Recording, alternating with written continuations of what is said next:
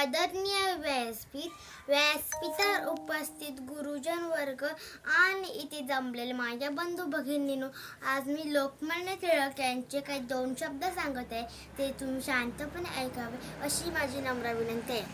क्रांतीची मशाल पेटली, सिंहाची सिंह गर्जना गरजली, स्वातंत्र्याची नवी प्रेरणा टिळकांनी जनतेला दिली.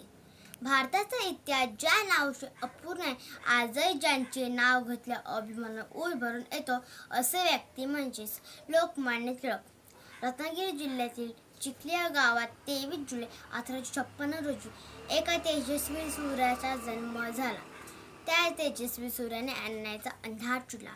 तो तेजस्वी सूर्य म्हणजेच लोकमान्य टिळक. त्यांचे पूर्ण नाव केशव गंगाधर टिळक. त्यांची आईचे नाव पार्वतीबाई.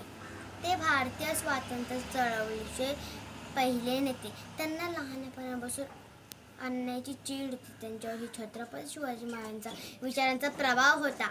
ते भारतीय स्वातंत्र्य चळवळीचे मजबूत जहालवादी नेते होते. स्वराज्याशिवाय प्रगती नाही असा त्यांचा ठाम विश्वास होता. जहाल विचारसरणी होती. लेखणीची तलवार होती. प्रखर त्यांच्या विचारांनी ब्रिटिश सुद्धा हादरले होते. आपले विचार स्पष्टपणे मांडण्याची त्यांची ताकद होती. त्यांनी सुरू केलेल्या केसरी व मराठा या वर्तमानपत्रास ब्रिटिश सरकारविरुद्ध टीका जलजलीत लेखली आहेत. म्हणून ब्रिटिश अधिकाऱ्यांनी त्यांना भारतीय असंतोषाचे जनक म्हटले. समोर अंधार असला तरी पलीकडे उजेड आहे हे लक्षात ठेवा असे टिळकांनी जनतेला सांगितले. स्वराज्य हा माझा जन्मसिद्ध हक्क आहे आणि तुम्ही मिळवणारच या वाक्याने इतरांनाही झटकायला लावणारे लोकमान्य टिळक.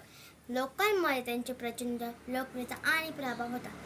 समाजाने एकत्र यावे म्हणून सार्वजनिक गणेश उत्सव व शिवजयंती सुरू केली. डेक्कन एज्युकेशन सोसायटीची स्थापना केली. त्यांच्या महान कार्यामुळे जनतेने त्यांना लोकमान्य ही पदवी दिली. त्यांचे नाव, त्यांचे विचार आजही प्रत्येक भारतीयाच्या हृदयात कोरले आहेत. म्हणून असे म्हणायचे वाटते की लोकमान्य झालात तुम्ही. भूत, भविष्य अन वर्तमानी तुमच्या देशप्रेमाच्या गोष्टी आजही इतिहासाच्या पानोपानी. जय हिंद, जय महाराष्ट्र.